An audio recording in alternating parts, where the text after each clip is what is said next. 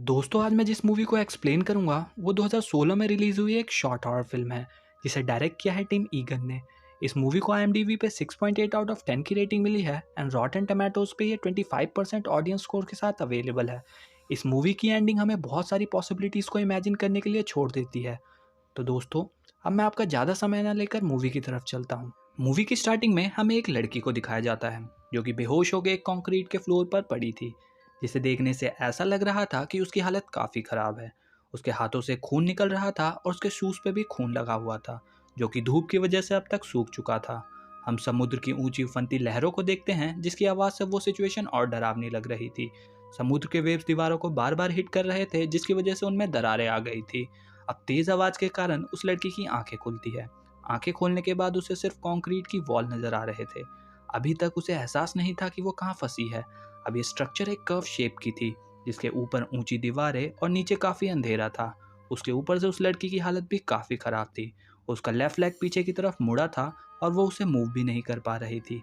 अब जैसे ही वो अपने आप को देखती है वो ज़ोरों से चिल्लाने लगती है। उसके उस मूवमेंट की वजह से वो अचानक नीचे खिसकने लगती है।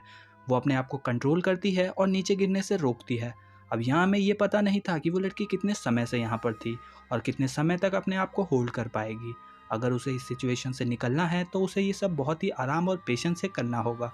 उसकी एक गलती सीधा उसे नीचे गिरा देगी और नीचे उसकी मौत पक्की थी। अब नीचे खिसकने की वजह से उसका लेफ्ट लेग काफ़ी दर्द हो रहा था। उसके हाथों की भी हालत बहुत ख़राब थी और उसकी सांसें भी तेज चल रही थी। इस सिचुएशन से निकलने के चांसेस काफ़ी कम थे, लेकिन फिर भी वो प्रे करती है। हमें वहाँ का पूरा नज़ारा दिखाया जाता है जो कि देखने में एक हाइड्रो पावर प्लांट लग रहा था। देखने से ऐसा लग रहा था कि अगर वो कोशिश करके ऊपर पहुंच भी गई पर उस दीवार से बाहर जाना मुमकिन नहीं था। लेकिन अभी भी वो दीवार के बारे में ना सोचकर अपने इस सिचुएशन से बाहर निकलने के बारे में सोचती है। लेकिन तभी उसे नीचे से एक डरावनी आवाज़ सुनाई देती है। वो रियलाइज़ करती है कि नीचे गिरना कितना भयानक होने वाला है।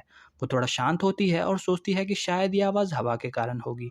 तब तक फिर से नीचे से एक डरावनी आवाज़ आती है। वो आसमान की तरफ देखकर फिर से चिल्लाती है, पर उसे एहसास था कि अगर जल्दी से उसने कुछ नहीं किया तो वो पक्का मारी जाएगी। अगर वो थोड़ा भी टर्न लेगी तो नीचे गिर जाएगी और नीचे गिरने के कारण उसकी मौत कंफर्म थी। अब उसके पास दो सिचुएशन है, या तो कुछ ना करके मारी जाए या फिर वहाँ से बाहर निकलने की कोशिश करे। अब ये उसके ऊपर है कि वो क्या चुनती है। वो दूसरा ऑप्शन चुनती है। वो अपने राइट लेग को थोड़ा जोर देकर मूव करने की कोशिश करती है, लेकिन उसका ये प्लान काम नहीं करता और वो थोड़ा नीचे खिसक जाती है। अब तक वो उस कर्व के एज पर आ चुकी थी। वो शांत होकर लंबी सांस लेती है। उसने फाइनली डिसाइड किया कि अभी वो जिस पोजीशन में है वो वैसे ही ऊपर मूव करेगी और वो अपने हाथों को देखती है जो कि काफ़ी बुरी हालत में थी। खून की वजह से उसकी दो उंगलियां आपस में चिपक गई थी। वो उसे अलग करती है और अपने जैकेट से साफ करती है ताकि जब वो ऊपर जाने की कोशिश करे तो हाथों के खून की वजह से फिर से नीचे स्लाइड ना करे। उसे काफ़ी दर्द हो रहा था, लेकिन दूसरा कोई ऑप्शन भी नहीं था। वो अपने हाथों के जख्म को साफ करके ऊपर मूव करने की कोशिश करती है। काफ़ी दर्द सहने के बाद वो इस चीज़ में कामयाब हो जाती है। अब वो राहत की सांस लेती है क्योंकि इस सिचुएशन में भी वो अपने आप को बाहर निकालने की कोशिश कर रही थी। वो फिर से दोबारा कोशिश करती है और फिर से थोड़ा ऊपर स्लाइड करने में कामयाब हो जाती है, लेकिन दर्द और घबराहट की वजह से वो हेलुसिनेट करने लगती है।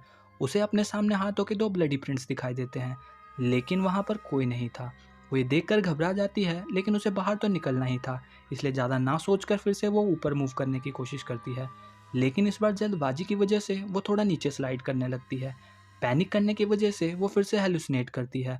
फिर से उसे ब्लडी प्रिंट्स दिखाई देते हैं। वो फिर अपने आप को मूव करने की कोशिश करती है, पर तभी उसे नीचे से ज़ोरदार आवाज़ सुनाई देती है। अब वो प्रिंट को देखने पर वहाँ पर दो नए हैंडप्रिंट्स दिखाई देते हैं, लेकिन वो इन सब पर ध्यान ना देकर फिर से ट्राई करती है। लेकिन इस बार वो कुछ सेकंड में ही नीचे स्लाइड कर जाती है। पर वो अपनी कोशिश को बेकार नहीं जाने देना चाहती थी। वो और ज़्यादा घबरा जाती है। जब वो नोटिस करती है कि वो प्रिंट्स और ज़्यादा स्ट्रेच हो रहे हैं, तभी नीचे से अंधेरे से एक खतरनाक आवाज़ आती है। वो अपने हथेलियों को देखती है जिसकी कंडीशन काफ़ी ख़राब थी। उसके हथेलियों की स्किन ऑलमोस्ट उतर चुकी थी। तभी ऊपर आसमान में बादल गरजने लगते हैं और जोर की बारिश शुरू हो जाती है। अब पता नहीं इस बारिश में उसकी हेल्प होगी या सिचुएशन और ख़राब होगी। वो थोड़ा सोचती है और वहाँ से शांति में अपने आप को ढालने की कोशिश करती है। वो जिस सिचुएशन में थी वहाँ से निकलना पॉसिबल नहीं था, लेकिन फिर भी वो कोशिश कर रही थी। अब बारिश के पानी की वजह से फिसलन ज़्यादा होने लगी और फिर से वो स्लाइड करने लगी। उसने अपने आँखों को बंद कर लिया था, हालांकि अंदर से वो पूरी तरह से टूट गई थी, लेकिन अंदर में सर्वाइव करने की शक्ति अभी तक उसकी खत्म नहीं हुई थी। तभी उसे याद आता है कि उसने गले में एक चेन पहना हुआ है। वो उसे अपने हाथों पर बांध लेती है ताकि थोड़ी ग्रिप मिले, लेकिन ये आइडिया काम नहीं करता और वो धीरे धीरे नीचे जाने लगती है। यही मूवी खत्म हो जाती है। अब इस फिल्म में हमें ये नहीं दिखाया गया कि वो वहाँ से बाहर निकल पाती है या फिर वहीं गिरकर मर जाती है। इस फिल्म के राइटर शायद ये चाहते थे कि हम अपने आप को उस जगह पर रखकर डिफरेंट पॉसिबिलिटीज़ को इमेजिन करें। दोस्तों, अगर आपको वीडियोस पसंद आ रही हो तो आप इसे लाइक, शेयर और सब्सक्राइब जरूर कीजिएगा। इससे हम मोटिवेट होंगे और आपके लिए आगे वीडियोस बनाते रहेंगे।